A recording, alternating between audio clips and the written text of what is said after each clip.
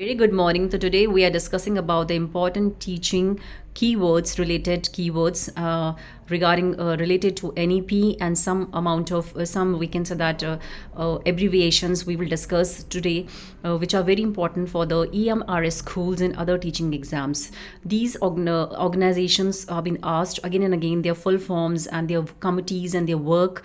What is the motto of NEP education? So all we will discuss in a single video, and these are the important highlights and keywords which are very important not for only a single exams teaching exam but all the other exams like KVS and NVS and CTET also. So first is teaching का M क्या होता है. सबसे पहले कई बार ये questions में पूछा जाता है, जैसे हम कई भी जो एग्जामिनर क्वेश्चन को फ्रेम करता है तो बहुत इंपॉर्टेंट कीवर्ड्स होते हैं कि जब मेनली जो टीचिंग का एम है अकॉर्डिंग टू NEP 2020 के अकॉर्डिंग टीचिंग का क्या एम है, टीचर को क्या करना है, उसका क्या एम होना चाहिए, टीचिंग कैसी होनी चाहिए कि जो बच्चों के अंदर क्रिटिकल थिंकिंग को डेवलप कर सके, उनका चिंतन कैसे हो, मतलब बहुत उनका चिंतन सिर्फ एक तरीके का ना हो, दे शुड थिंक क्रिटिकली, वो क्रिटिकल थिंकिंग वाले हों बच्चे, उनके अंदर क्रिएटिविटी हो, मतलब the children should be creative, they believe, they should just real life situation के साथ उनकी नॉलेज को हमें कनेक्ट करना है. इनोवेशन होना चाहिए बच्चों के अंदर, उनके अंदर क्रिएटिविटी को डेवलप करना, क्रिटिकल थिंकिंग को डेवलप करना उनके अंदर, ये टीचिंग का एम है अकॉर्डिंग टू NEP 2020.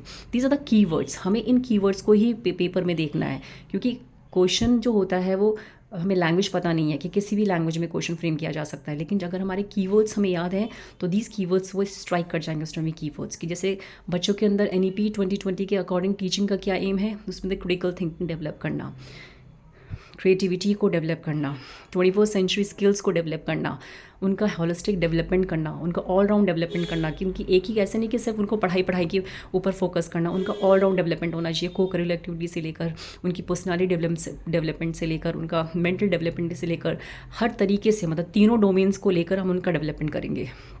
नेक्स्ट क्या होता है कि एक तो हम रोट मेमोराइजेशन से हम उनको लर्निंग, हम उसको मीन्स रियल लाइफ सिचुएशन से स्टडी करवाएंगे, एक्सपीरियंशियल लर्निंग पे फोकस करेंगे, नॉट ऑन द रोट मेमोराइजेशंस. हम रोट मेमोराइजेशन पे फोकस नहीं करेंगे. तो NEP साफ मना करता है रोट मेमोराइजेशंस को, नेगलेक्ट करता है वो रोट मेमोराइजेशन को.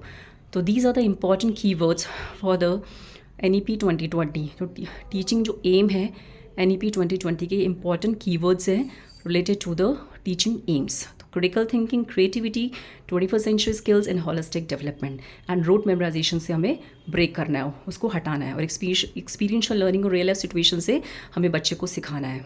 Now motto of NEP new education policy 2020. तो न्यू एजुकेशन पॉलिसी क्या जो मोटो है वो क्या, मोटो और पिलर्स अलग अलग हैं, याद रखना. Motto is different and pillars, 5 pillars of NEP are different. तो मोटो जो होते हैं वो एजुकेशंस को क्या, तीन उसका मोटो है न्यू एजुकेशन पॉलिसी है, वो है एजुकेट, इनकरेज और इनलाइटन. हमें बच्चे को एजुकेट करना है, उनको इनकरेज करना है पढ़ने के लिए, और नेचुरल सी बात है जब उन्हें इनकरेज करेंगे इससे जब वो अच्छा पढ़ेंगे, इनकरेज करेंगे तो अच्छी तरह सीखेंगे, लर्निंग करेंगे, और लर्निंग करेंगे, एक्सपीरियंस गेन करेंगे, तो उसके बाद वो इनलाइटन भी करेंगे. तो हमारा मेन काम है 3E होना चाहिए, एजुकेट, इनकरेज और इनलाइटन.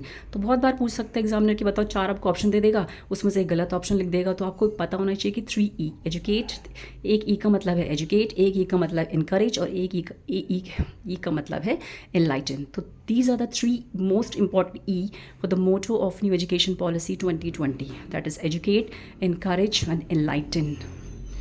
तो इसी तरीके से एग्जामिनर सेटअप करता है क्वेश्चंस को, 4 ऑप्शन दे देगा, एक गलत लिख देगा. तो जब तक आपको तीनों ही पता नहीं होंगे तो आप 4 को कैसे आप बाहर कर पाएंगे. Now next one is EMRS के स्कूल को कौन मैनेज करता है. तो नेस्ट क्या होती है, एक ऑर्गेनाइजेशन है, तो national educational society for tribal student. Nest की फुल फॉर्म बहुत इंपॉर्टेंट है, नेशनल एजुकेशनल सोसाइटी है किसके लिए, ट्राइबल स्टूडेंट के लिए. तो इसकी फुल फॉर्म सबसे पहले बहुत इंपॉर्टेंट है.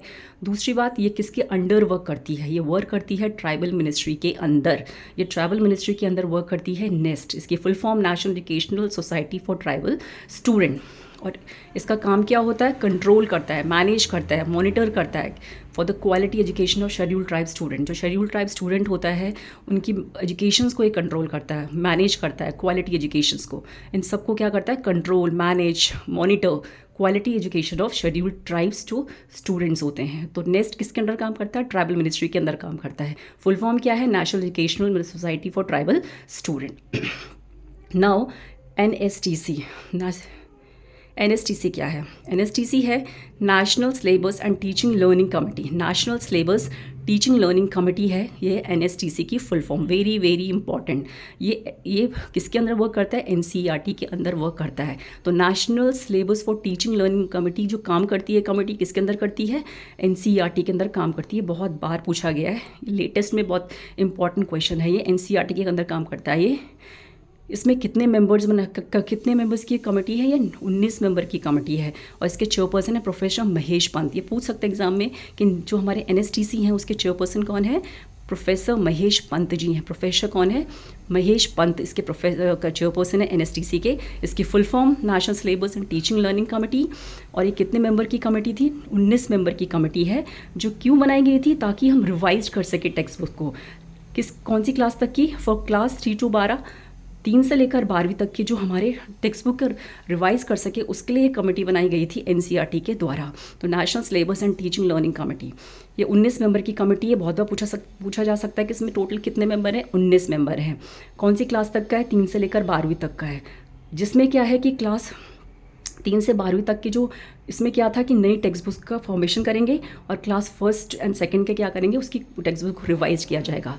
तो क्लास 1st और 2nd की टेक्स्ट बुक को रिवाइज किया जाएगा और 3 से 12वीं तक की टेक्स्ट बुक को क्या किया जाएगा? नई टेक्स्ट बुक्स लाई जाएंगी। तो इसके अंदर ये इस कमेटी में कहा गया था।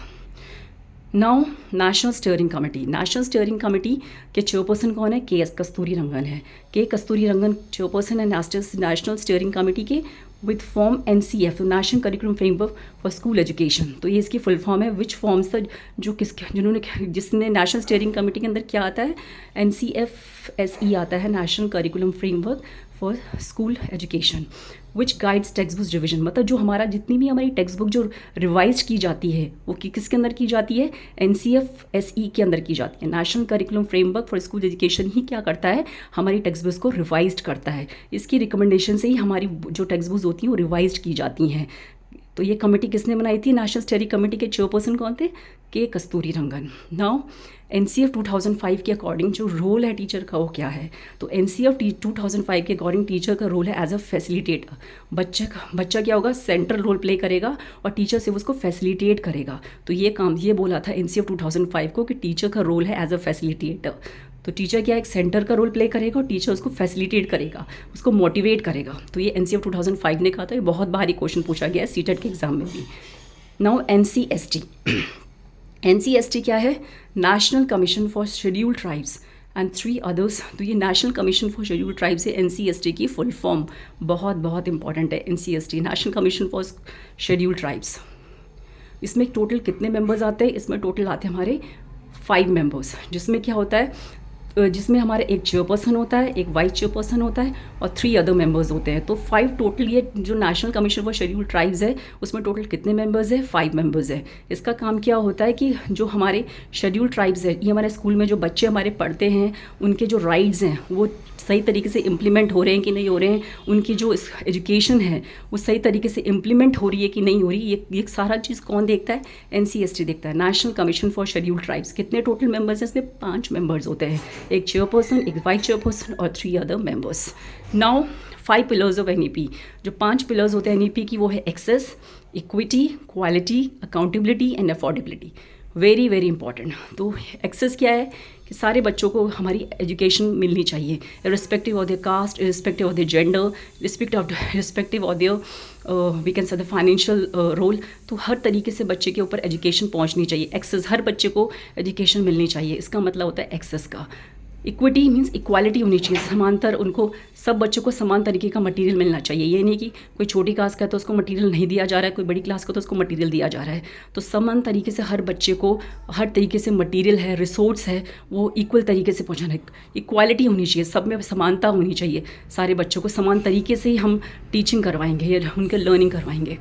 क्वालिटी होनी चाहिए, एजुकेशन के अंदर क्वालिटी होनी चाहिए ताकि बच्चे के व्यवहार में परिवर्तन हो सके, वो अच्छी लर्निंग कर सके और वो अचीव कर सके अपने गोल्स को। नाउ अकाउंटेबिलिटी, रिस्पॉन्सिबिलिटी होनी चाहिए। हर एक इंस्टीट्यूट की, टीचर की, बच्चे की रिस्पॉन्सिबिलिटी रिस्पॉन्सिबल होना चाहिए उसको to fulfil their syllabus and curriculum. तो उनको हर अकाउंटेबिलिटी है, हर टीचर की, स्टूडेंट की और उस इंस्टीट्यूट की एक अकाउंटेबिलिटी होनी चाहिए अकॉर्डिंग टू NEP 2020। और अफोर्डेबिलिटी मतलब अफोर्डेबल होना चाहिए। ऐसे नहीं कि कोई गरीब बच्चा है तो वो अफोर्डेबल नहीं कर पा रहा है एजुकेशन, कोई अमीर बच्चा है तो कर पा रहा है। तो हर बच्चा समान, इसका प्राइस बिल्कुल समांतर होना चाहिए, अफोर्डेबल होना चाहिए। हर बच्चे की एजुकेशन जो होती है हर बच्चे तक पहुँचनी चाहिए, वो ईजी होनी चाहिए, ईजी टू एक्सेस होनी चाहिए। तो these are the 5 pillars of NEP: access, equity, quality, accountability and affordability. तो so these are the important keywords relating to NEP EMRS teaching exams. Thank you.